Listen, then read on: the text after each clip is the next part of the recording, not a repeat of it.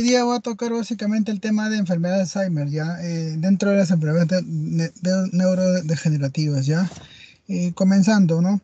¿Qué es el Alzheimer, no? Es una enfermedad, como tal dice, neurodegenerativa que comienza a hacer que a nivel neuronal se comiencen a degenerar las células. Es una enfermedad que no tiene origen, pero se cree que hay un factor cromosómico hereditario. Ahora, ¿en qué momentos aparece el Alzheimer? Yo he tenido pacientes de 48 años, 55 años con Alzheimer. Eh, si es verdad, no hay la etiología, es una etiología que no es exacta, se cree que tiene factor cromosómico, es hereditario, pero sí se ha visto pues que ante un estrés fuerte, demasiada carga laboral, la pérdida de un ser querido, algo que altere tu estado normal, hace que tú te puedas desencadenar. Ahora, obviamente que mayormente es en adultos mayores, ¿no? Ustedes sabrán que pues se cataloga adulto mayor según el INE y a partir de 60 años. Pero pues esta es una enfermedad pues que obviamente hay una controversia, ¿no? Es un tipo de demencia, si es una enfermedad o no, o simplemente es parte de la vida, ¿no?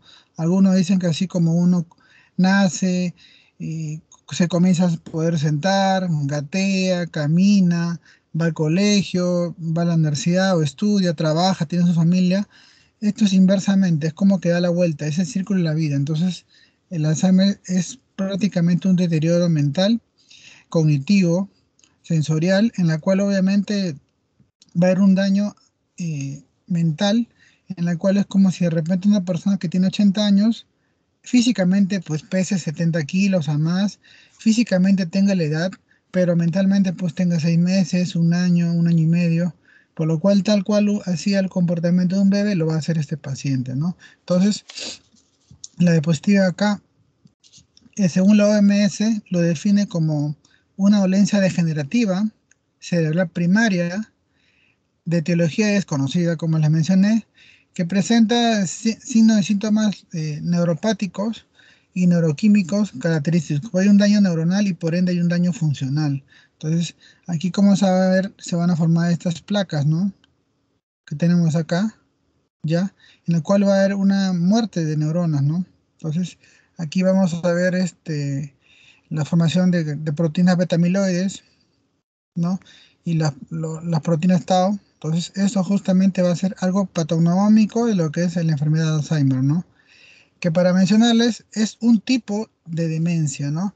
Hay un montón de demencias. Vamos a hablar, por ejemplo, demencias vasculares, la demencia frontotemporales, o también llamada enfermedad de Pick, lo que es la demencia cuerpo de Lewy, la enfermedad de Parkinson que les mencioné en la clase pasada, enfermedades mixtas, por ejemplo, una persona que tiene Alzheimer, o una enfermedad una enfermedad, demencia secundaria al Parkinson, o una enfermedad de Parkinson, pues le da una ACV, ¿no? Entonces, también le da uno, sino una demencia vascular hemorrágica, entonces se combinan dos en uno, ¿no?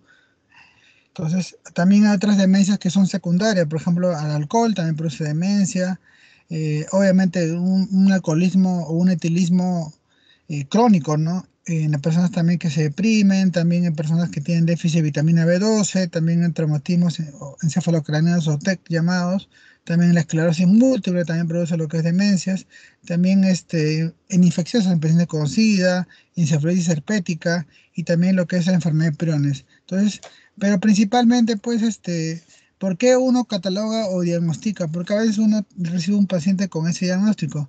Porque la más habitual, la más recurrente, la que tiene mayormente casuística, o la primera en casuística es justamente el Alzheimer. Entonces, como le decía acá, el lugar donde mayormente sucede es a nivel del lóbulo temporal medial, entonces va a incluir la corteza entorrinal y el hipocampo y también lo que se van a hacer la acumulación de proteínas beta amiloides, ¿ya? Y las proteínas tau, que se forman en los vías neuromusculares, ¿no? Entonces tiene tres etapas. La primera etapa, la preclínica, donde comienza la formación de proteínas beta amiloides y tau, ¿ya? Pero no hay síntomas. Y doctor, ¿y cómo diagnostico? Pues obviamente no se diagnostica. En ese momento, pues tú no sabes si está avanzando o no. Entonces, en la segunda etapa es el deterioro cognitivo leve, o en la cual obviamente va a haber pérdidas momentáneas de memoria, ya, a corto plazo, ¿ya? Más no a largo plazo. Estas personas mayormente siempre van a recordarse cosas pasadas, pero a corto plazo no. Entonces van a comenzar preguntas repetidas, van a ver cosas que extravían, no se acuerdan si han consumido alimentos o no, entonces, o no se acuerdan pues si le han dado alimentos o qué persona ha llegado, o sea, no se acuerdan, son como que lapsus de memoria momentáneos, ¿no? Entonces, pero no afecta sus actividades de la vida diaria, ¿no? Ahora, ya una etapa ya tercera en la cual pues ya hay ya pérdida progresiva de habilidades funcionales. Ahora, ¿cómo nosotros podemos analizar? Aquí una se llama el BGI, ¿no? La evaluación geriátrica integral, ¿no? En la cual vamos a ver la parte clínica, obviamente los signos y síntomas, ya el examen físico, donde vamos a ver los síndromes geriátricos, qué comorbilidades hay en estos pacientes que puede aducir, pues que pueda ser una demencia secundaria y cosas atípicas, pues que de repente esa persona no hacía, ¿no? Ahora, en la escala funcional, que es básicamente recoge la información de la capacidad del paciente o del adulto mayor para realizar sus actividades habituales y mantener su independencia. En este lado vamos a ver se va a clasificar en tres subtipos. Las básicas, que es básicamente el aseo, vestimenta, alimentación. Las instrumentales, que son las actividades un poco más finas, como cocinar, comprar y uso de teléfono, por ejemplo. Y las avanzadas, que básicamente son las actividades sociales, recreativas, viajar, incluso hacer ejercicios. Esa es la parte avanzada. Ahora, dentro de las escalas, pues, las más utilizadas y las básicas tenemos la CARS, la de Svaltel, la de Cruz Roja, la de Plutchik, que pues son un tipo de escala que te permite de repente que tú puedas diagnosticar al paciente sin que necesidad que hagas otros exámenes, ¿no? Por la edad, ¿no? Por la pérdida de memoria progresiva, ¿no? Y porque obviamente ese paciente no va a controlar sus funciones de actividad diaria, ¿no? Va a regresionar. Entonces, de ahí seguimos la parte mental, que ahí te va a ver la esfera cognitiva y la parte afectiva, ¿no? Y y esto ya va a llegar en una demencia, ¿no?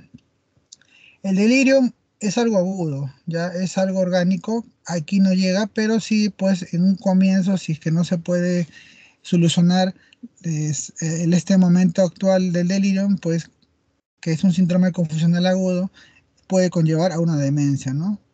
También acá hay daños afectivos y sociales, obviamente esa persona pues que se aísla. Esas personas que a pesar que tú las quieres sacar a pasear, a pesar que quieres que de repente venga la familia y salga o vayan a otra casa, no quieren. Haz un bloqueo, ¿no? No quieren salir.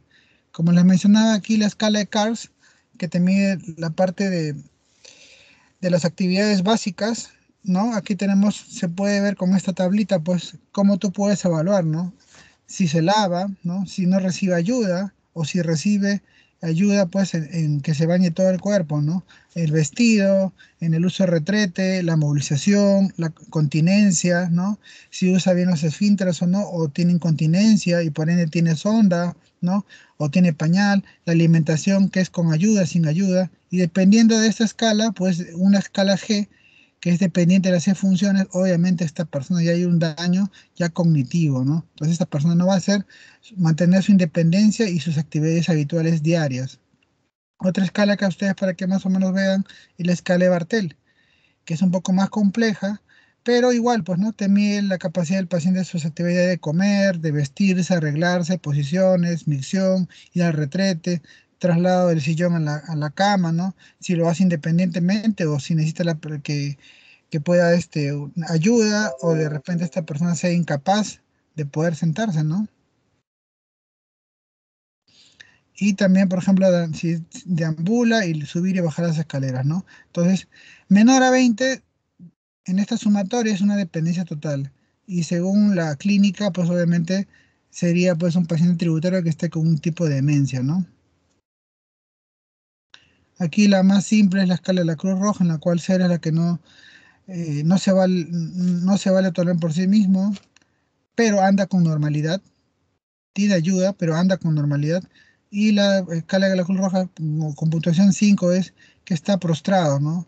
En cama, sillón, ¿no? Tiene incontinencia urinaria y fecal total, tiene también lo que es necesidades de enfermería, ¿no? O sea, que necesita una persona que esté pendiente.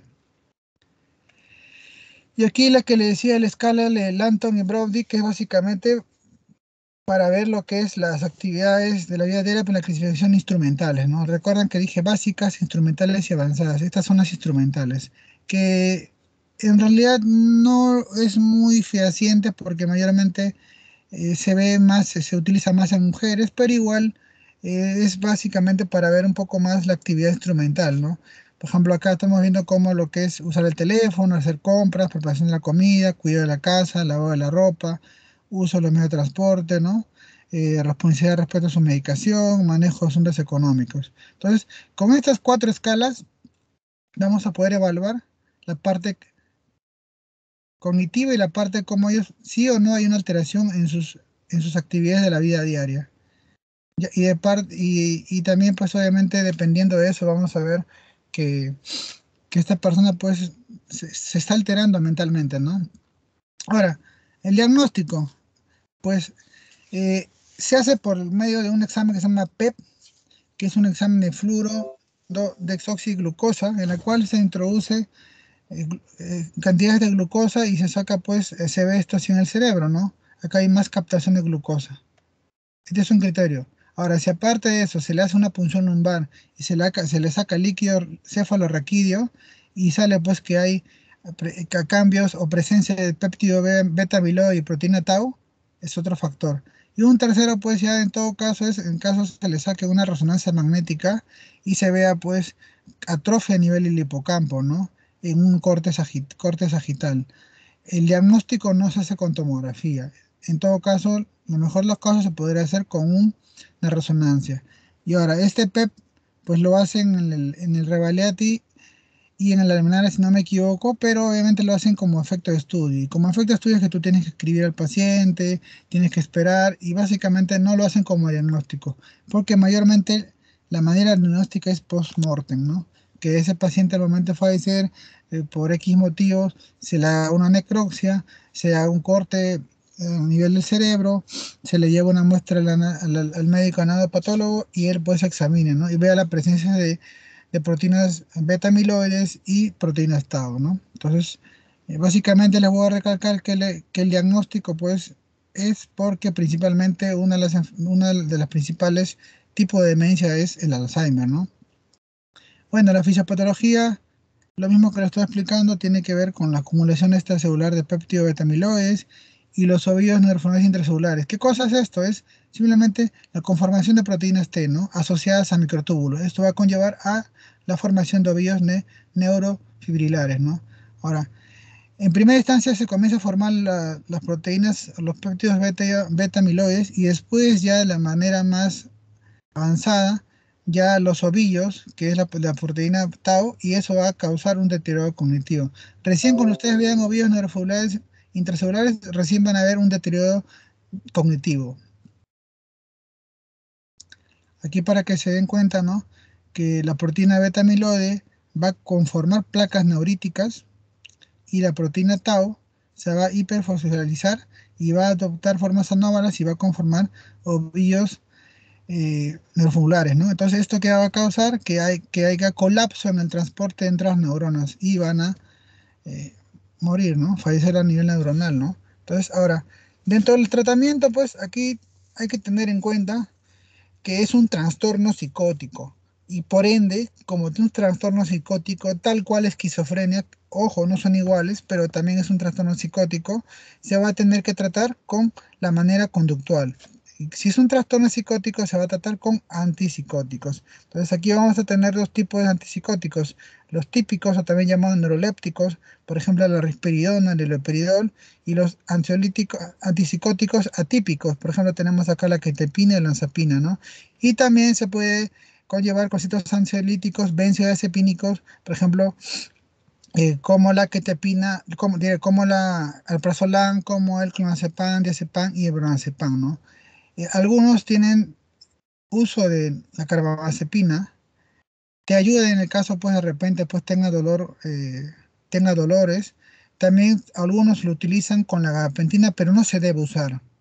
Se sugiere que no se combine, porque, por ejemplo, le va a causar más somnolencia, porque, por ejemplo, la gabapentina, que es un medicamento que se utiliza para dolores neurogénicos, pues obviamente tú le vas a dar un ansiolítico benzodiazepínico para que esté más tranquilo y pueda dormir, esto lo va a poner y te lo va a planchar, como decimos en el argot médico, y va a dormir pues todo el día, ¿no? Entonces hay que tener mucho cuidado en este caso, ¿no? Entonces, y lo otro es, aparte de la conductual, es netamente la parte cognitiva, ¿no? Entonces, dentro de la parte cognitiva, vamos a ver, pues, que tenemos dos grandes grupos, ¿no?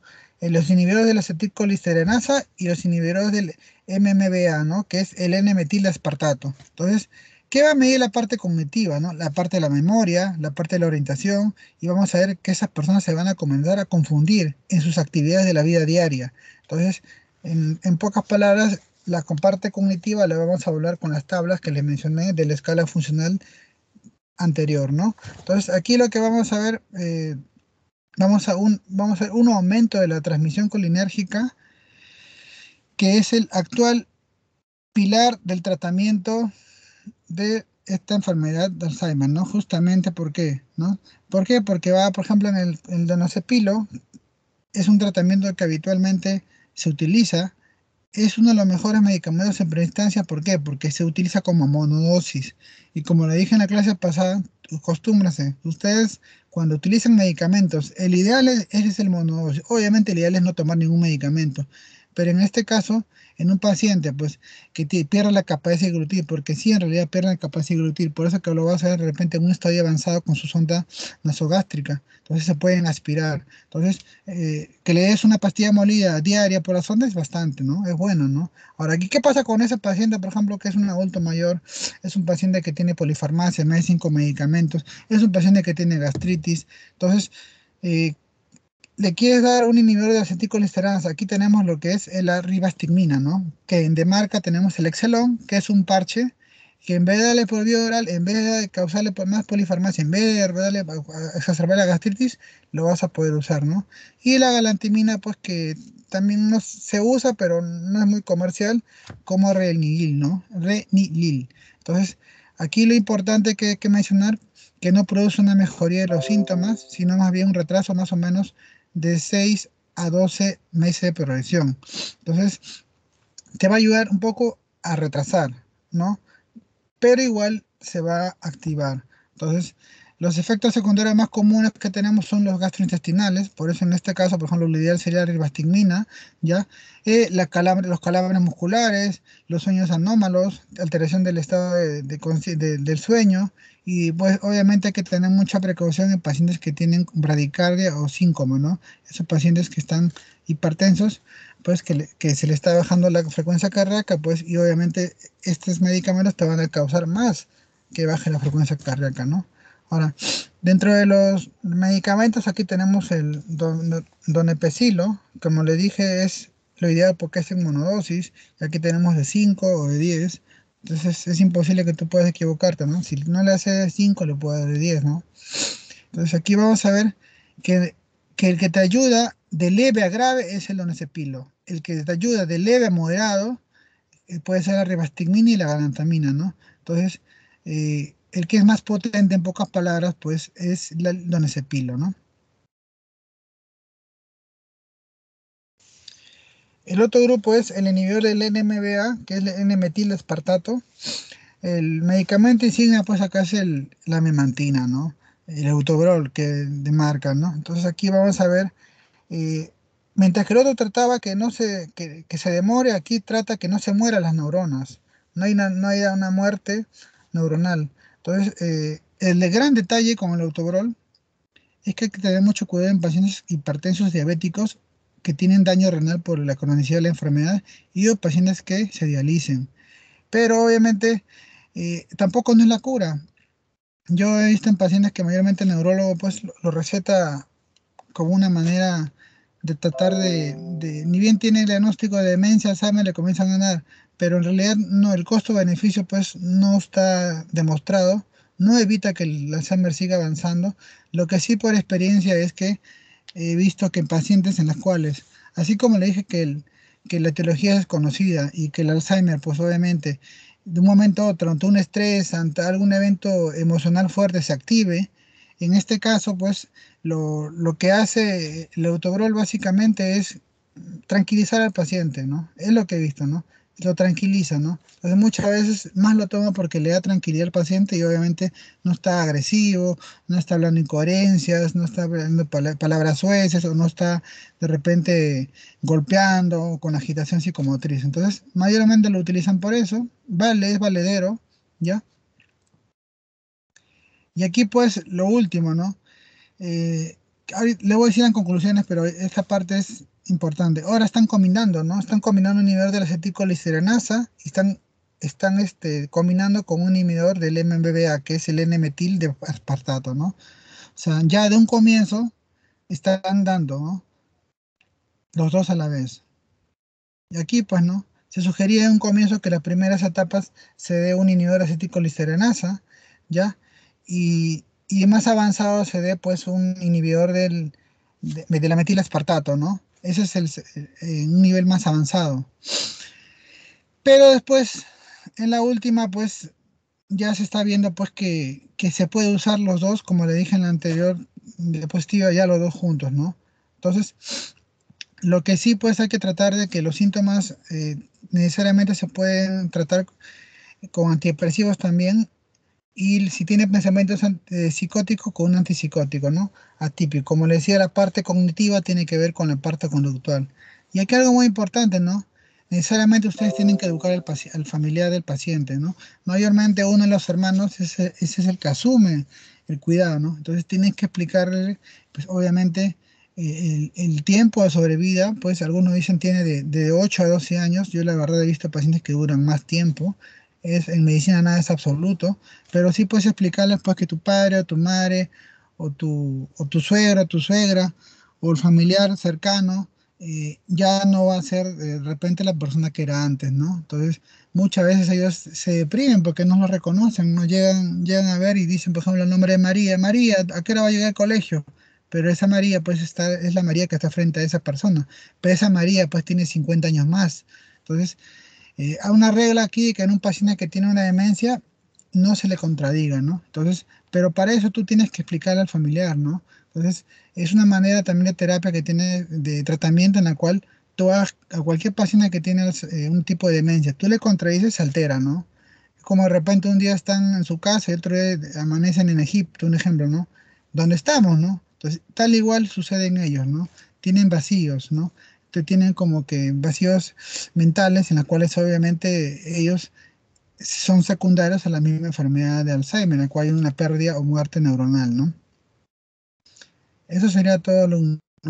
¿Alguna pregunta,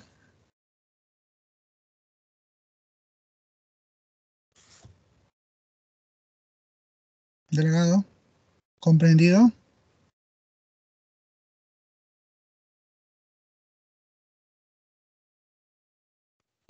Sí, doctor, está claro.